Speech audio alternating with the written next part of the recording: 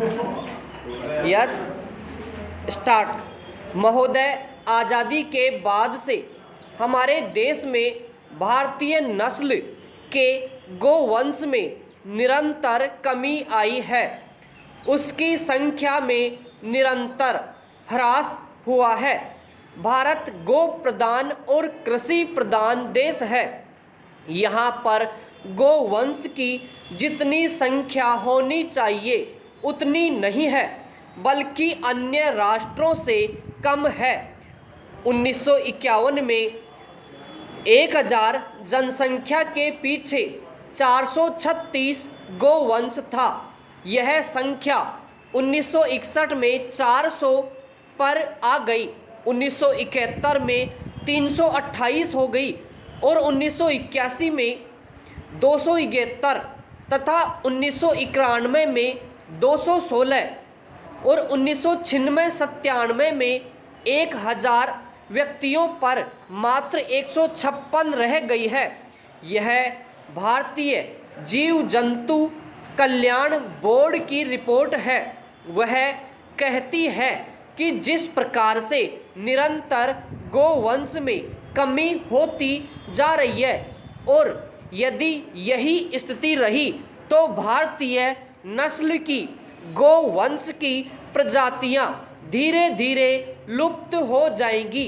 जो भारतीय गोवंश की 22 प्रजातियां बताई गई है, उनमें से 6 लुप्त हो चुकी है और 3 लुप्त होने के कगार पर है। हम शोध ही नहीं करना चाहते हैं। सरकार नए नए बूचड़खाने खोलने के लिए 100% तक अनुदान देती है, लेकिन आश्चर्यजनक स्थिति यह है कि भारतीय नस्ल के गोवंश के अनुसंधान के लिए यदि किसान ऋण लेना चाहता है तो उसे ऋण भी नहीं दिया जाता है। गौशालाओं की स्थिति कितनी जर्जर है वह किसी से छिपी नहीं है। कितनी गोचर भूमि है उन पर भूमाफियाओं का कब्जा हो चुका है। कई सरकारों ने अपने वोट बैंक की खातिर गोचर भूमि को भी बांटने का कार्य किया है।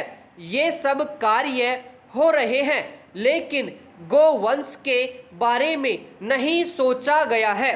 भारत जैसे देश में इस प्रकार की स्थिति पैदा हो रही है। जब हम ऋण भी देते हैं तो जर्सी गाय के लिए देते हैं, जो अधिक से अधिक 40 किलो तक दूध देती है। सौराष्ट्र के गिरनार में गिर नस्ल की गाय पाई जाती है। ब्राज़ील इस गाय को ले गया था। गिर नस्ल की गाय ब्राज़ील में 100 लीटर तक दूध दे रही है।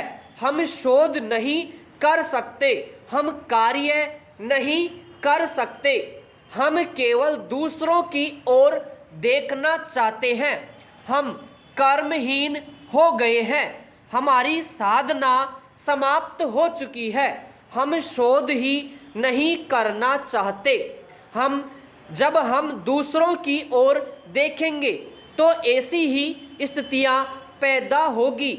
गिर नस्ल की गाय ब्राज़ील में 100 लीटर दूध दे सकती है, वही गिर नस्ल यहाँ क्यों नहीं पैदा की जा सकती? आप यहाँ संरक्षण संवर्धन करके उसकी नस्ल को क्यों नहीं सुधार सकते?